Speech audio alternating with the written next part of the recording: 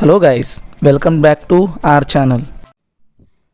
హేమడ్ పంత్ మొదటిసారిగా సాయిని దర్శించినప్పుడు బాబా గోధుమలు విసురుతూ ఉన్నారు.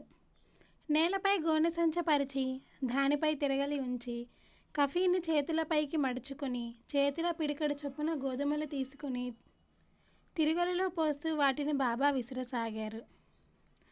అయితే బాబా అలా గోధుమలు ఎందుకు విసురుతున్నారో హేమడ్ పంత్కు అర్థం కాలేదు. ఇదే సంగతి షిర్డీ గ్రామస్తులకు కూడా అంతుపట్టలేదు. క్షణాలలో బాబా గోధుమలు విసురుచున్న వార్త షిర్డీ అంతా ప్రాకిపోయింది. షిర్డీలో బాబా చేస్తున్న ఈ వింత చర్య చూచుటకు బాబా వద్ద గుమిగూడుతారు. ఇంతలో నలుగురు స్త్రీలు గబగబా మసీదు మెట్లెక్కి బాబాను ప్రక్కకు జరిపి గోధుమలు వారే విసరడం ప్రారంభిస్తారు. బాబా ఈ చర్యకు మొదట కోపించినను వారి ప్రేమకు భక్తికి సంతసించి వారికి అభ్యంతరం చెప్పలేదు.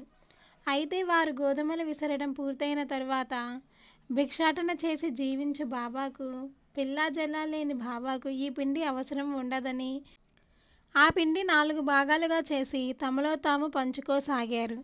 అయితే అంతవరకు శాంతంగా ఉన్న బాబా వారిని పెద్దగా తిట్టుచు, ఓ వనితలారా, ఈ పిండిని ఎందుకు దొంగిలించుచున్నారు?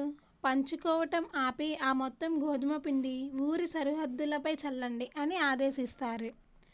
ఆ స్త్రీలు మరు మాట్లాడకుండా బాబా చెప్పిన విధంగా ఆ పిండిని చల్లుతారు.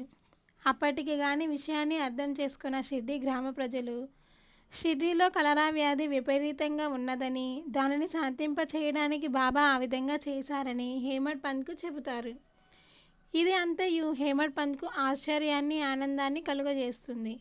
బాబా దయార్థ హృదయానికి, ఆ ఊరి ప్రజలపై ఆయనకున్న ప్రేమాభిమానాలకు మనసులోనే అంజలి ఘటిస్తారు. సాయిబాబా షిర్డీ యందు 60 సంవత్సరాలు నివసించారు. ఈ కాలం అంతయు వారు తిరుగలిని విసురుతూనే ఉండేవారు. అయితే విసురునది గోధుమలు కాదు, భక్తుల పాపాలను. తిరుగలి యొక్క క్రింది రాయి కర్మ, పైన రాయి భక్తి. చేతిలో పట్టుకున్న పిడి జ్ఞానము. జ్ఞానోదయమునకు గాని ఆత్మ సాక్షాత్కారమునకు గాని మొట్టమొదట కోరికలను తుడిచివేయవలెను. అటు పిమ్మట త్రిగుణ రాహిత్యము పొందవలెను. అహంకారమును చంపుకోవలయును. తిరుగలిప్పుడు అనేడు జ్ఞానమునకు గట్టిగా పట్టుకొని ప్రపంచము విషయ వాసనలతో నలిగిపోనవసరం లేదని పరోక్షంగా బాబా చేసిన బోధ హేమడ్ పంత్ అర్థం చేసుకుంటాడు.